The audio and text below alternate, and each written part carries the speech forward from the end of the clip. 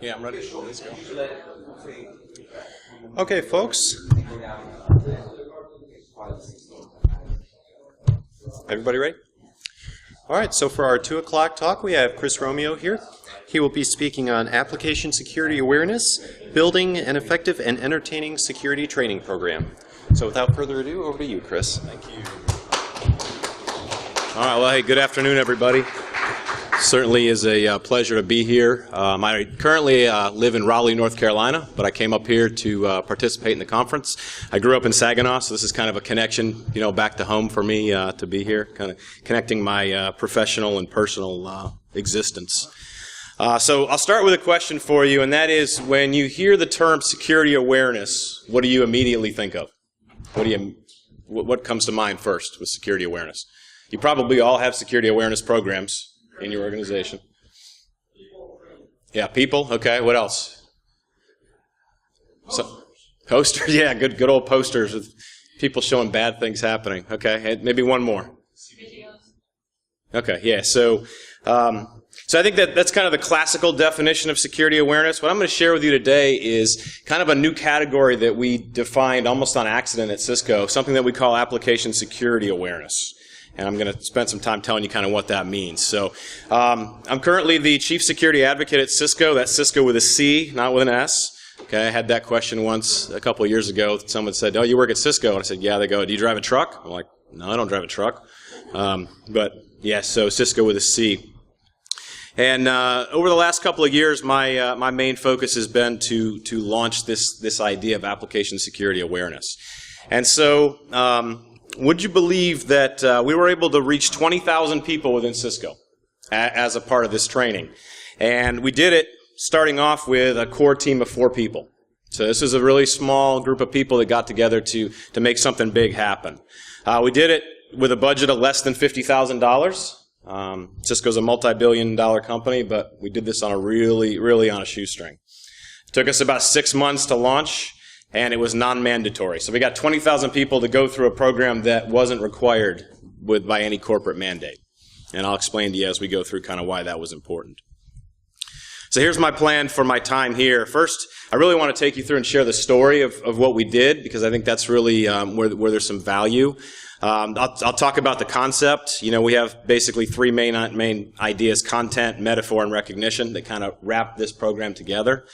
I'll share with you some of the systems that we have to make this fun for our users. And then at the end, I've got 10 secrets of success that can help you understand how were we successful. You might be able to apply this doing your own type of training program in your organization. So we'll start with content, metaphor, and recognition.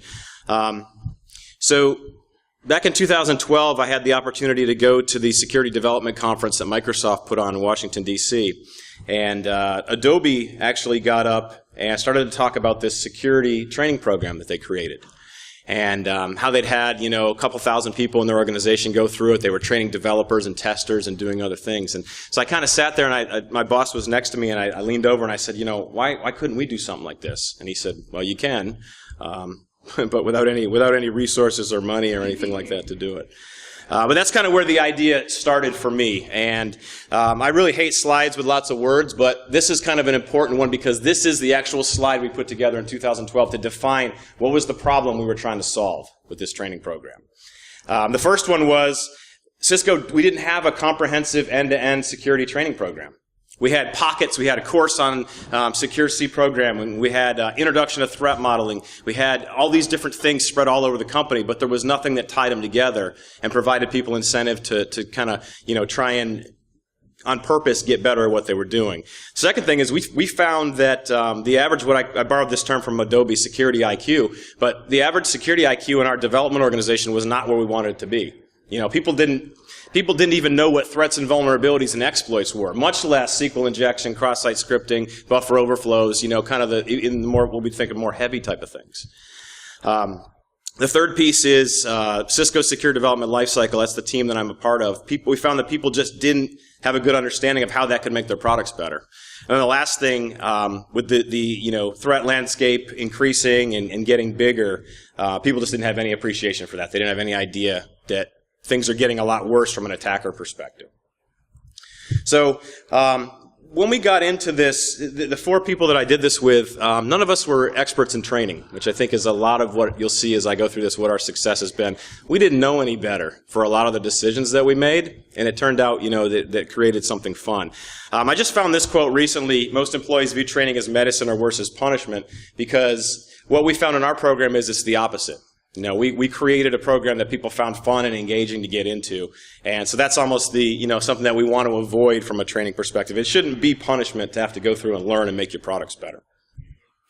So this idea of application security awareness, this is the three pillars that I use to define this.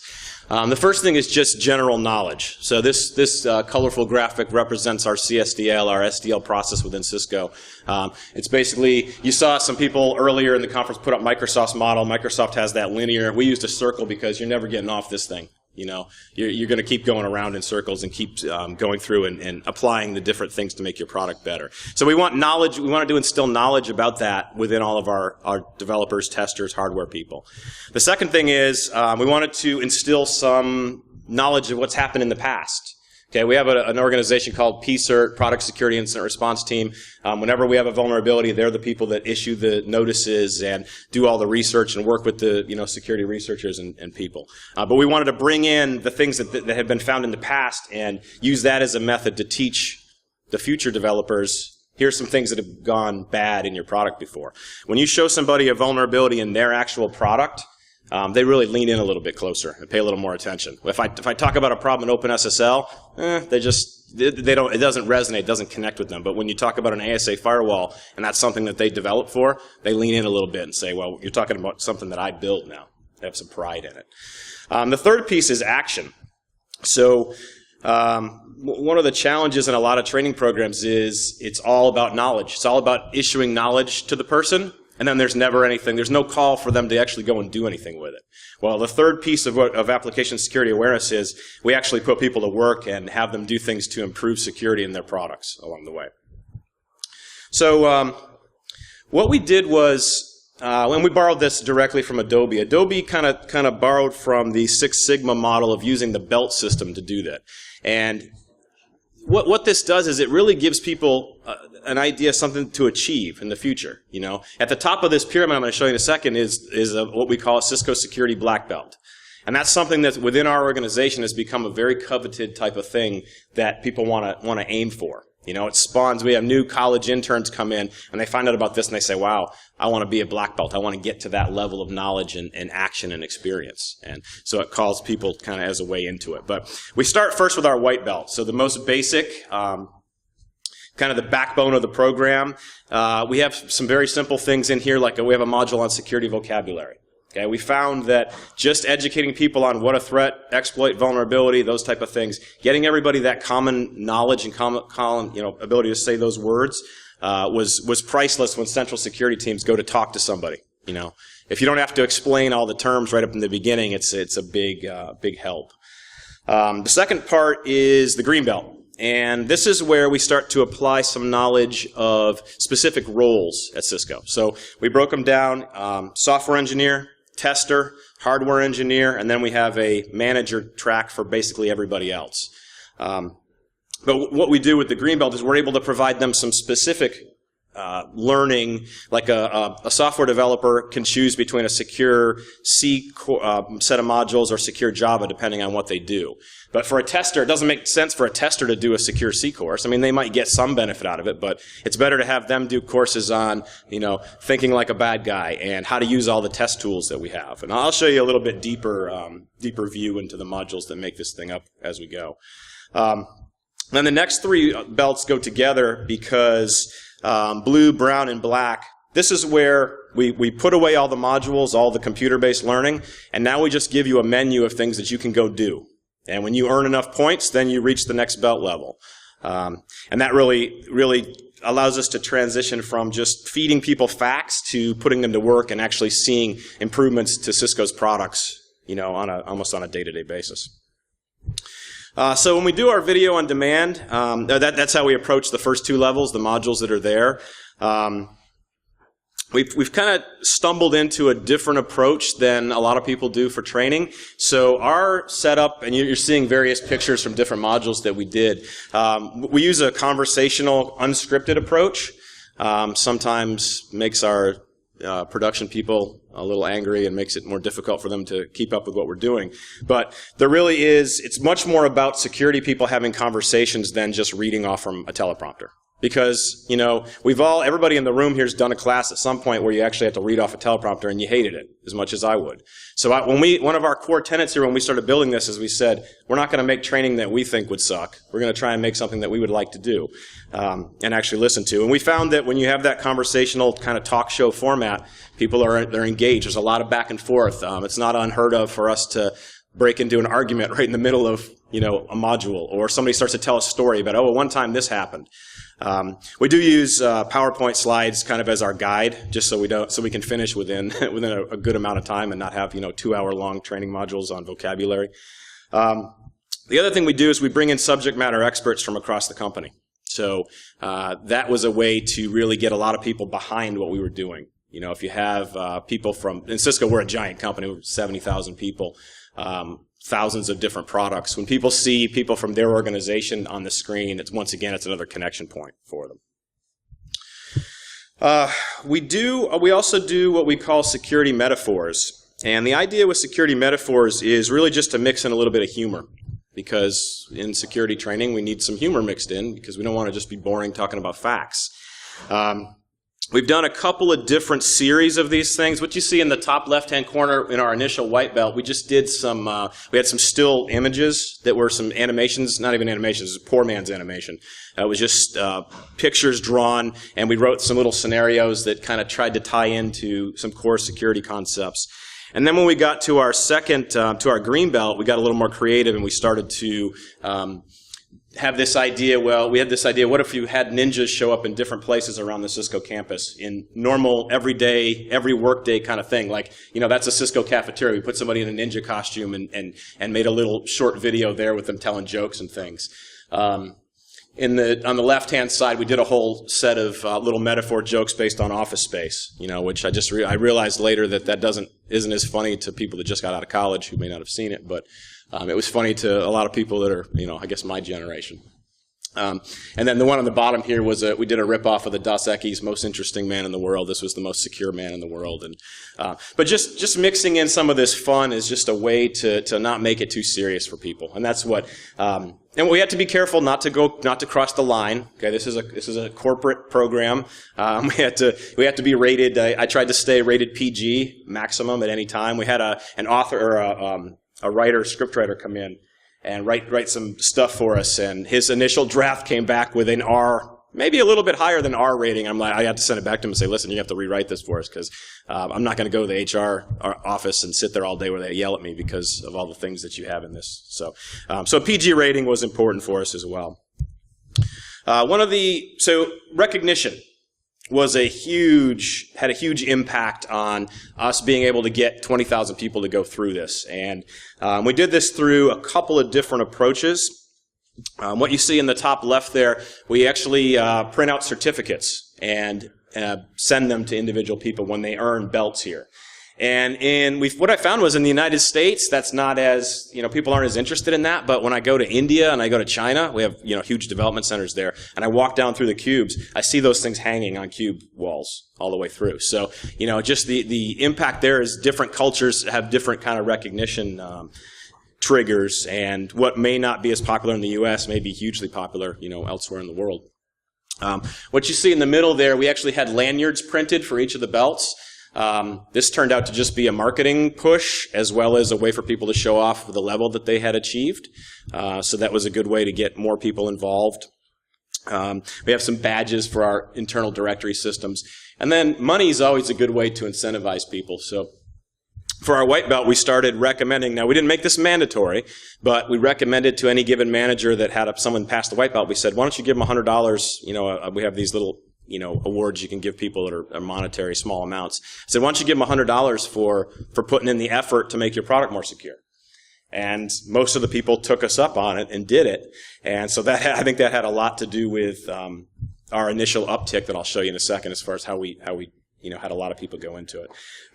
We did it via emails as well. Something as simple as an email to the employee and to the manager can really help them to really move it forward. So this is a kind of a view of what the timeline looked like. So we're really just in about 3 years that we've been doing this. 2012 is when we started and did that initial set of modules in 6 months' time and launched it. And really at that point we had no idea. My director at that time said, after we launched right in late 2012, he said, what's your metric for success here? I said, maybe 500 people. If I get 500 people to go through this, I'd call that a good year for 2013.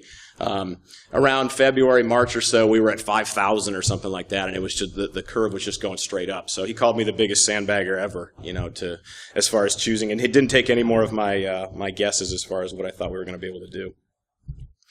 So let's dive a little bit deeper so you can see what makes up both the white belt and the green belt here. So our white belt, we have these foundational modules, and these are designed for everybody. Okay, Cisco, we've got 25,000 developers in a 70,000 person company. So a lot of things that we focus on are going to be more technical developer type people. But we also have a lot of people that are not developers. So what we did is we split our white belt into two pieces. So what you see here, we think this is what applies to everybody. We ask everybody at Cisco to go through and do this. And then I'll show you in a second what we call our more technical modules for white belt. But just going through this, I mentioned security vocabulary already. Attacks and attackers is really just a super high level, approach to why would somebody want to hack into a Cisco product? Why are they trying to find vulnerabilities? What's the money that's at stake? Things that everybody in this room we take for granted. We know that it's ingrained in us, but the average developer doesn't have a perspective. They don't understand. They read the news, they hear about data breaches and things, but they don't necessarily make the connection to their everyday life. Security myths was a fun one to go through and just break all the myths that the average person believes, like, I have a firewall and I'm secure and it's encrypted so we don't need to worry about application security. All of those things, we just went through and made people aware of that.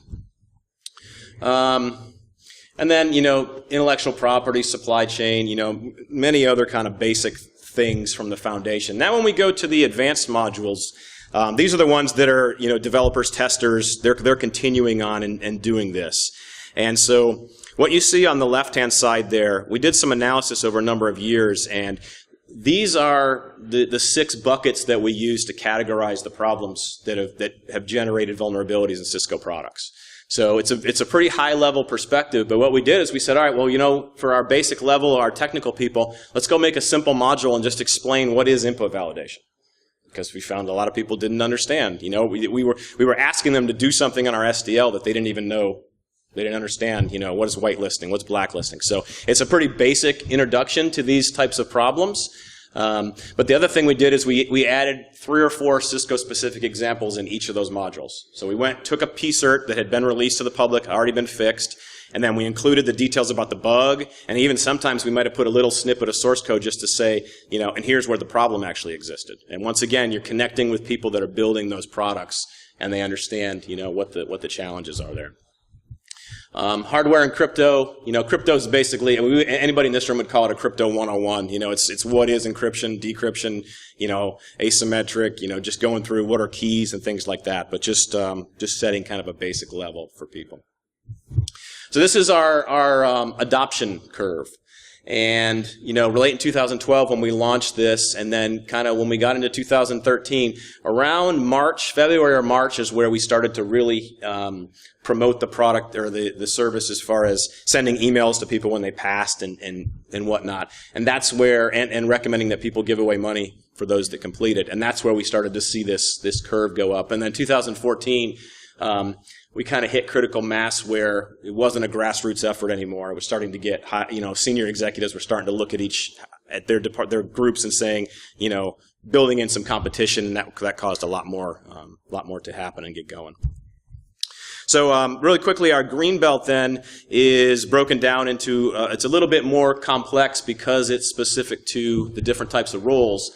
Everybody takes the same core modules, then they take some specific things, and then we give them some choices.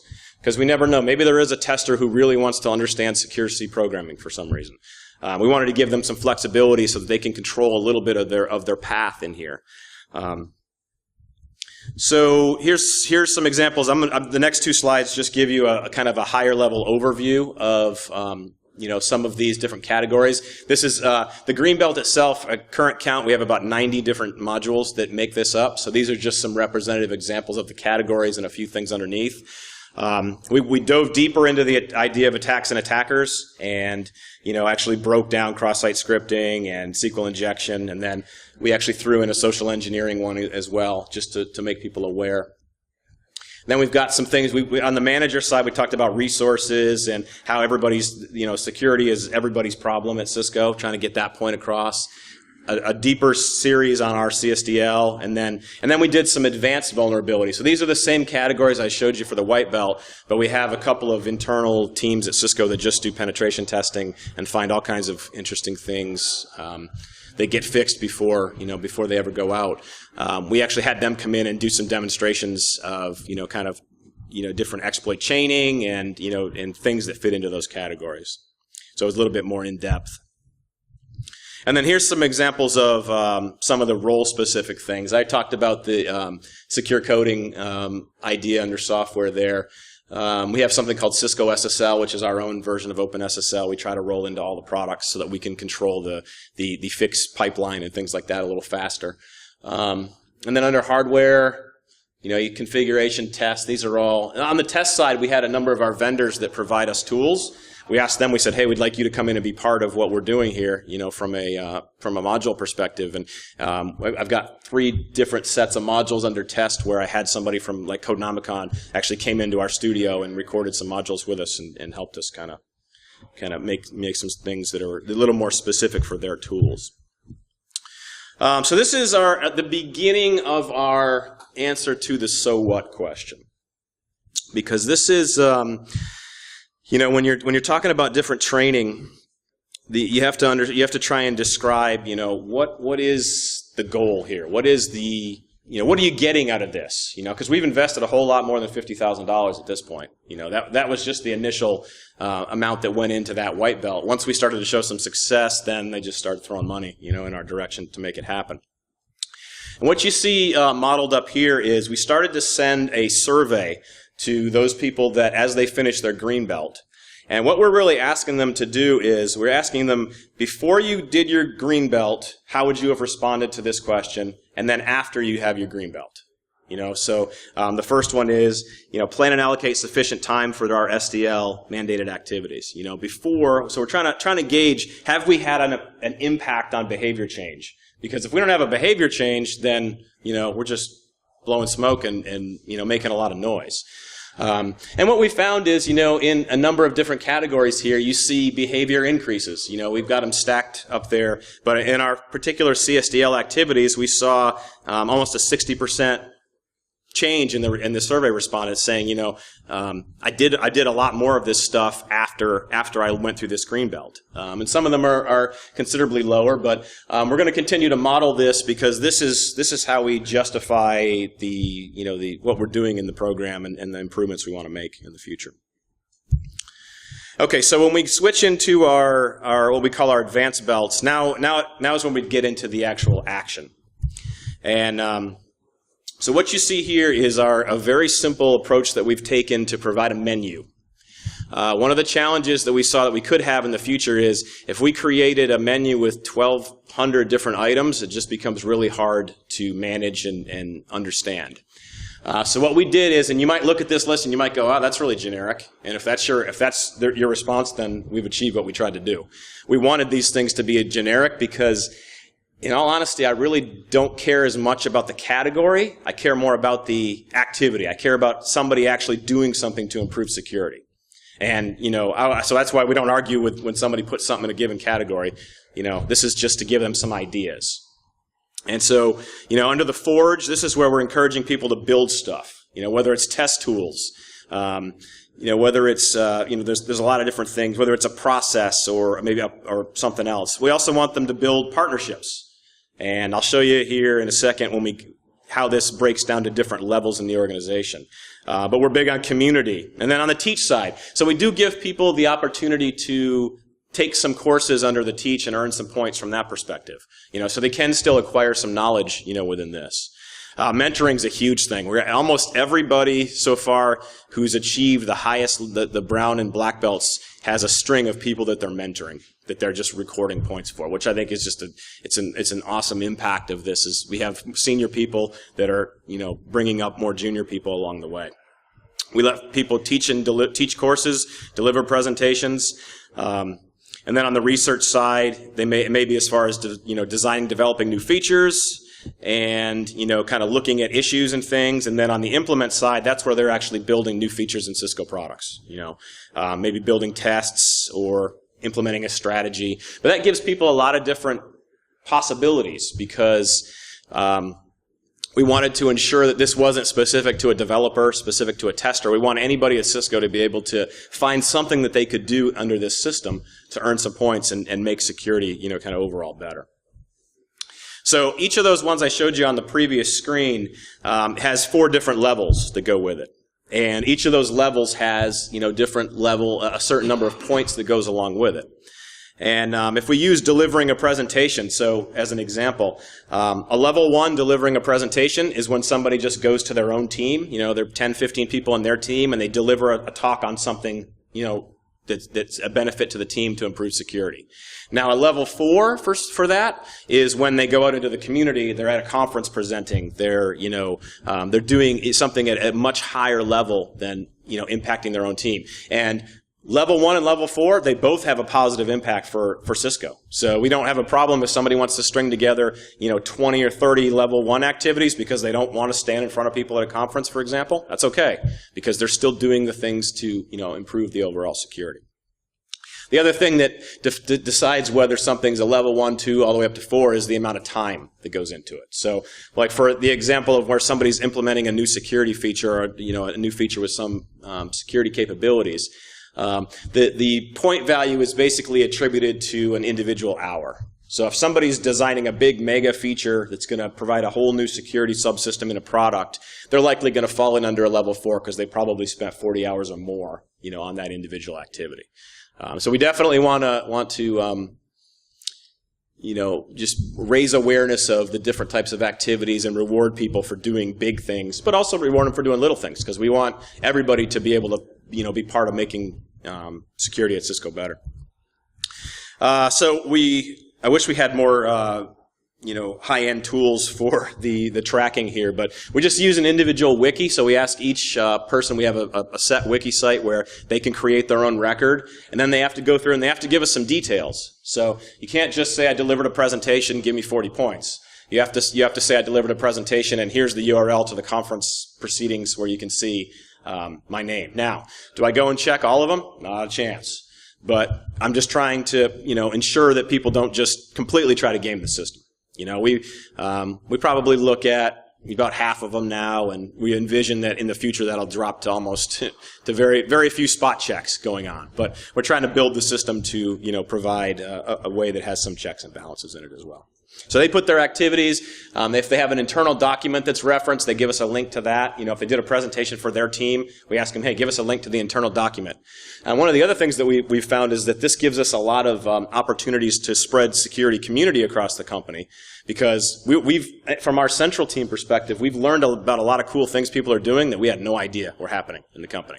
And then we can see that, and then we can promote what they're doing and bring other teams and say, wow, here's a way that somebody else might be able to take advantage of this new library you created. Let's get the word out. Because, a week ago I might not have even known about it from my central, viewpoint, but it's about getting that word out to others as well. As you make your way up through the process here,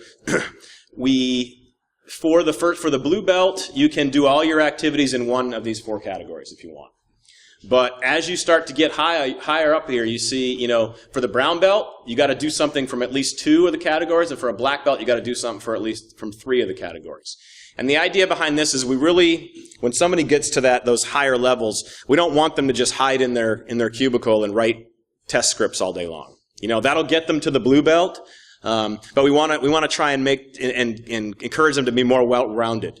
Get out and do something under teach. Stretch yourself, mentor somebody. For some people that's a big challenge for them, but that's also what we're trying to do here is push people, a little bit further to do bigger things. So yeah, we do. So this is basically just the way that the process works as far as how we go through. They register. We have a tool that they register their activities and they update their wiki. If they've got enough points, the system allows them to submit, and then we go into our review process where we can manually approve or deny people, from each individual flow. Here's some stats I pulled from the wikis a couple of months ago. It'll give you a little bit of perspective about what types of things are people doing, within Cisco to earn points along the way. And you'll see, probably shouldn't be surprising. Taking a course kind of was up there at the top because a lot of people were doing that already. And I guess they thought of it was a little easier. But I was surprised that there was so many presentations that were actually happening. That 203 means there were, when I checked this a couple months ago, there were 200 different presentations that had been delivered that people were earning points in our system for. So, we see that as a positive impact. We do also allow people, allow them to claim one security certification if they have it and it's current, so they can get 40 points right away if they have a, CISP, CEH, pretty much all the major security ones.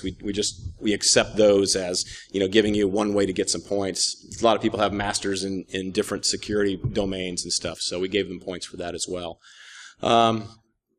Partnerships, there's an example. Somebody actually they created an activity and they said, I'm going out and I'm meeting with my director and I'm trying to explain to them why they have to, ensure we have the right security coverage in our backlog in the agile process. So, that's a huge impact when there's a member of technical staff that's actually going after their director and saying, we got to do something different here to make it better. The ultimate goal of what I'm doing here is I'm trying to create this, what I call the tidal wave of security culture change. And the reason I use that is I think right now we're still in the relatively early phases of these advanced belts. The wave's actually really small right now. But the more activities and the more people that get behind this, the bigger the wave becomes. And, my overall goal is to, be able to look back 5 years from now and say, Cisco's perceived differently now with their approach to security. And, I'm just hoping that's where we'll end up. But I think we're going, kind of in the right direction. This is kind of our mantra within, we use this idea of security ninja. It can be a little bit corny, but it really just caught on as a marketing term, within the company. And we borrowed that from Adobe. They named their program that, and then we borrowed it and followed along. But for the average non-security person, saying they're security ninja just has a certain amount of value to them. And, we were able to kind of go with it. From a systems perspective, so we have a website we call the Cisco Security Dojo where we let people launch the training from. It's really, just a series of links and clicks and things. We also have this tool called our Security Insights Dashboard. And what this is an executive level, but it's available to everybody in the company. And what it does is it allows, I just showed you John Chambers' view from the top here, but you can I can click on that and I can, have a drop down that goes through the entire organization. So I can go to John Chambers' direct reports and keep kind of going down. So anybody that's a manager can find themselves in this system and see, what percentage of ninja white belts do they have. So what you see here is this, from Chambers' perspective, everybody at Cisco reports to him at the moment. So 23,224 people have achieved a white belt. That's almost 25% of our regular employee population at this point. And then we provide our numbers, for our green belts and advanced belts along the way here. But this is a really nice tool because it allows different executives to see where they fit against their peers.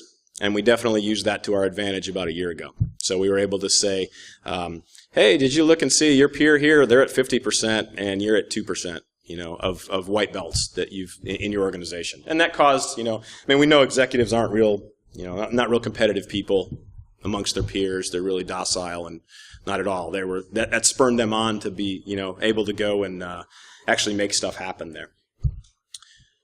Okay, so let me just run through the 10 secrets of success that we found. These are really the lessons learned. A lot of these I learned later, so our initial attempts didn't necessarily follow these, but this is the things that if you were going to say, I'm going to go do a program like this myself, this is the 10 things I would encourage you to take a look at very closely. First secret was the 20-minute module. Okay, so we have a maximum 20-minute module time frame. We don't do 21 minutes. If we end up with 21 minutes of video, that means we got to go cut out a minute. But even as we've gone a little further now, we're even trying to get closer to 10 minutes on a given module. Because what we found is, if you have to listen to an hour-and-a-half long module, we all are going to go do something else. You're going to leave it playing in the background and go do something else that you have to do. But Adobe actually brought, kind of led us into this. And this is true at Cisco as well. When somebody's doing a build of a particular piece of code, the amount of time it usually takes them is about 20 minutes. So what they usually would do is go play and do something else, and now we were able to kind of channel them into being able to do an actual module along the way. So it may mean you have to do some reduction in your content, do some editing and whatnot, but keep it smaller, and people will become more attached to it. And it allows them also to do one module a day for 6 weeks. I had a lot of people do that. We've had the crash crowd who would go do this all back to back. It takes about 6 hours to do the wipeout. They would do it all in one. And then the other side is people that say, over 6 weeks, I'm going to do one module per day and just plug away on it. So both of them work. Second thing is the subject matter expertise. I mentioned this a little bit earlier, but we had this collaborative pool of folks who were helping us to create content. They were coming on the videos and recording with us, and they were also spread from all across Cisco. So when you have that group of different people, it just helps everyone else to kind of buy into what we're doing. So start with a small group, do a pilot, and then just try to build up from there. But take advantage of the reputation that certain people have in your organization.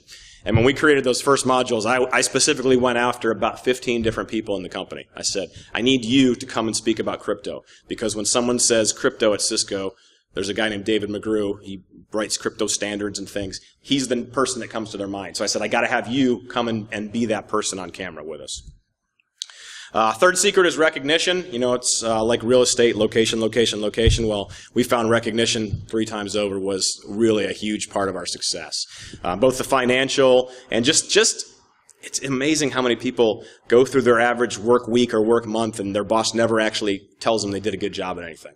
So I actually did it for them. I wrote it in this email that went to the individual user and CC'd to the manager. And I think people, they just enjoyed being recognized for doing something that was going to have a positive impact. Your organization might be different than ours. I think everybody's going to have a slightly different approach to recognition, but use what you have within your culture. This is a hard secret of success to say because our program went viral, but I don't necessarily have a equation that says here's how you're going to take this in your organization and people are going to be drawn to it. I think our recognition played heavily into that what you saw in that chart where it went straight up as far as the people that were signing up for it and being a part of it. But whatever you can do to build that viral kind of grassroots nature to the program is definitely the way to go. Okay, hire instructional design help. Before I started this, I didn't even know what an instructional designer was. Okay. And then what I did was, the first round, I wrote a whole bunch of test questions. And it turns out I'm not very good at writing test questions. I'm actually terrible. Turns out triple negatives are actually possible in a question. I wrote a question with a triple negative, someone pointed out. I'm like, wow, I knew double negative. I didn't do it on purpose, but the takeaway here is test questions it's so hard to write good test questions on your own. There are people that study the whole art of writing test questions. We went out and hired some of them, had them come in and write the questions, and the feedback level has plummeted for people saying, that question's not fair, that question sucks. So it's totally worth the very small investment to bring in experts to do the questions type of stuff. I mentioned the competition already. This is, pitting executives against each other, using the dashboard to say you're not necessarily, doing as well as your peer, and letting people be driven by that.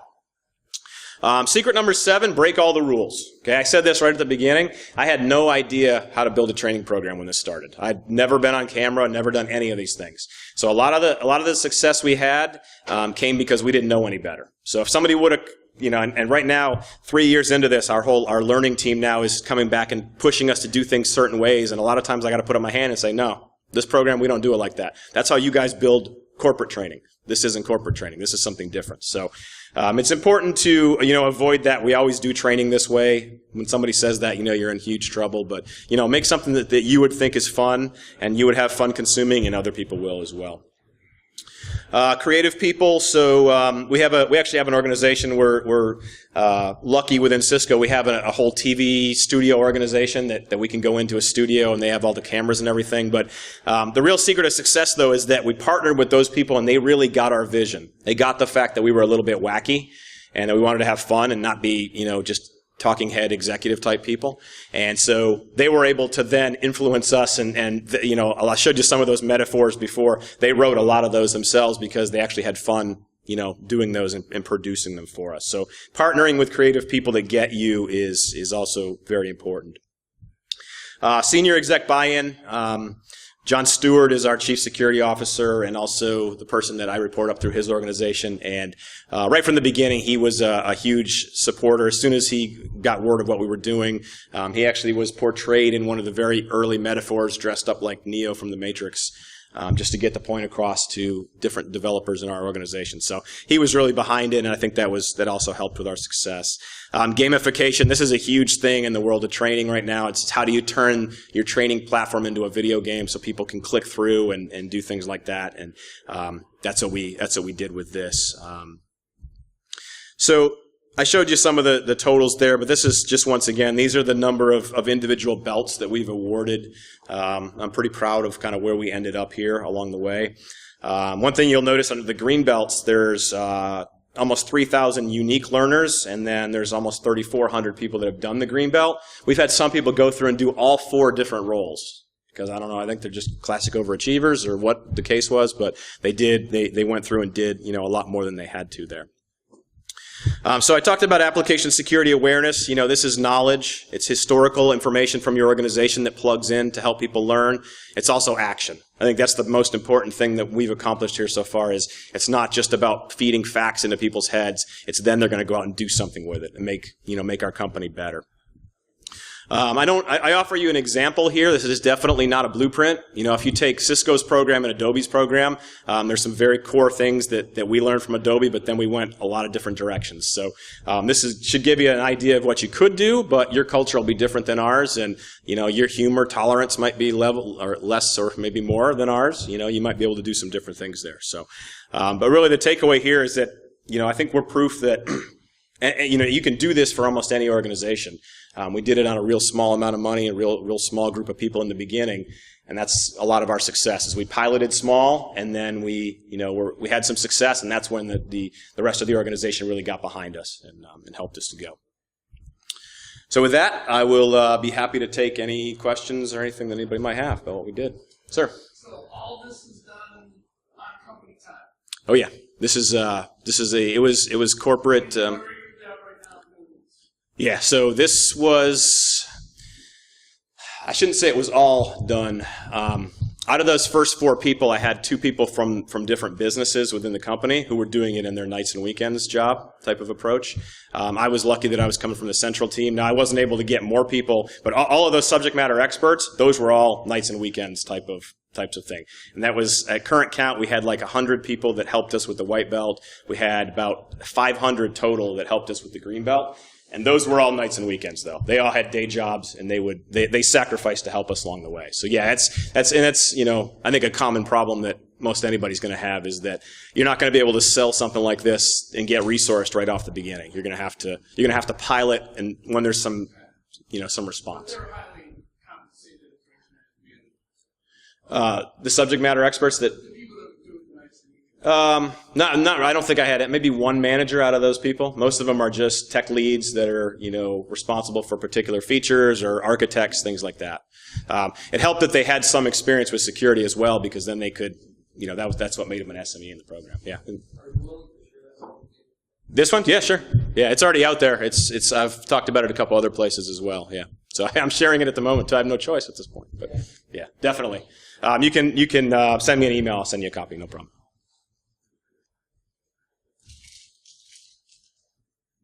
Any other questions? Once somebody earns a belt, is that just theirs permanently, or can they lose it if they help you out?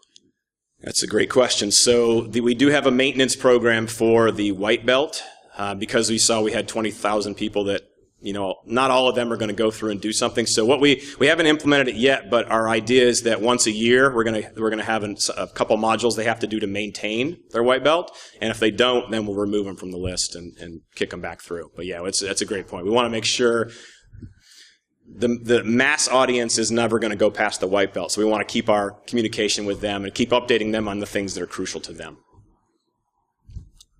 Was the program simply recognition and reward driven, or did you have certain projects that people engaged in the project had to be at least green belt levels? We're having that happen now. I'm actually seeing internal job postings now. People are referencing it. You must have your Cisco security green belt. Yeah. It wasn't for any particular project. So in my role as part of the CSDL central team is just to make Cisco a better, more security culture aware. And so we just did this and just turned it loose on the whole company to see where we'd land. Once you enter the area where you have requirement for that, how do you think you're going to handle turnover? Turnover, what do you mean? People that don't? New people coming in who haven't had. So a greater demand for that skill set within Cisco exists than there are available. Okay. Yeah. So at the lower levels, it's pretty basic as far as the white belt is really just what we in the room would say basic security knowledge, and then the green belt is specific. In the green belt, though, we're teaching them what do they need to know as a software engineer to be successful in CSDL. We're teaching them about threat modeling, about secure C, those types of things. So we can build some of those skill sets into them. But yeah, we've been trying to really stay away from the mandatoriness because I don't know. I mean, Cisco people don't react well to mandatory. Like if I told people from the beginning they had to do this, my chart would be like straight across. It wouldn't have been prolific.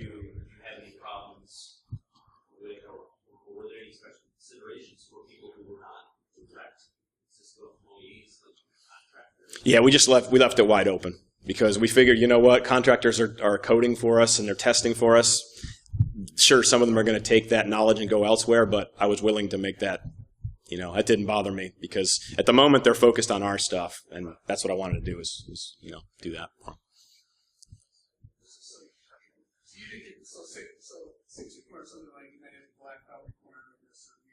Yeah. No, we just borrowed their idea. Yeah. No, we borrowed their idea because the concept is it drives people to want to reach the higher levels. So.